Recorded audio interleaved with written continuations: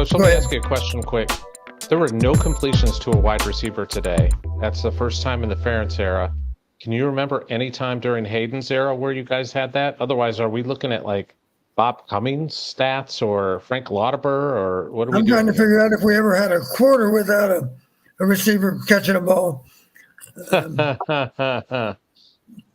sure that we have. We probably had a few, but not many. And Don, just one tight end caught a pass, and the only other person to catch a ball was Caleb Johnson. Was a running back. Yeah, so that's what I'm getting at. Like, there was no wide receiver catches today. So 6 completions and tight ends had 5 of them. Is that right? Yep, one guy, one tight end. Eric All had 5. He had all 5. And Caleb Johnson had 1 for 13 yards, and that was the total. Now, they did target, in their defense, they did target 7 times. Yep. Targeted wideouts 7 times? Correct. Wide receivers, yeah. Well, I do remember the numbers after 4 games. We targeted wideouts 35 times, only completed 14. That's 40%.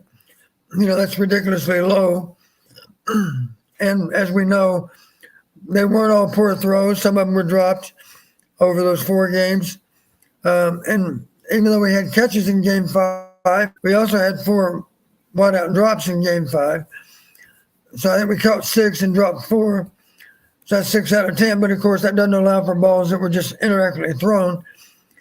And, it's conceivable that a receiver will misplay a ball, of course, and it won't show up as a drop. It'll simply show up as another incompletion. And yet, truthfully, if you wanted to assign blame, you might have to blame the receiver for not judging the ball well. That happens sometimes. But the bottom line, we still got to find a better way to distribute the ball in our passing game, because it's going to catch up with us as time plays out, I'm afraid. Simple example: if the ball does not go to the wideout, then why in God's name would you ever play half coverage against Iowa? You know what I mean by half coverage? Roll corners, safeties playing half the field in the back end. Why would you bother to do that? Why wouldn't you go single coverage outside, even if you decide to press them rather than give them soft edge, and then load the box, of course, or for that matter, combo a tight end. Nothing says you can't assign 2 defenders to guard 1 person. That's a possibility that you might see down the road too, simply because we favor 83 so much. Wouldn't shock me at all if we got some combo coverage on the tight end going forward.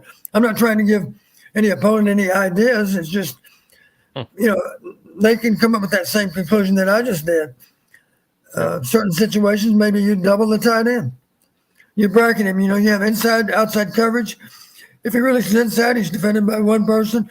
If he's released outside, of course, if he releases with any width, he's defended by a different person.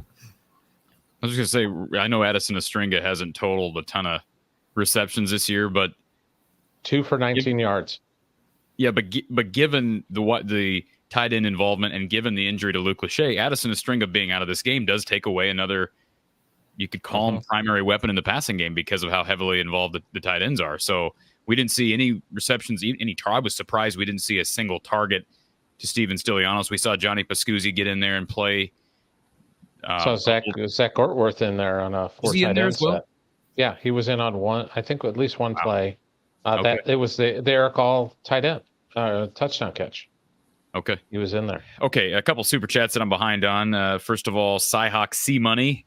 What is your take on wide receivers not being targeted? Quarterback not seeing them, not open, or taking what the defense gives us? I think that was covered earlier, but Don, I've asked you this so many times. I feel like a broken record. How do you get this receiver core involved more, especially when they've had some issues with drops?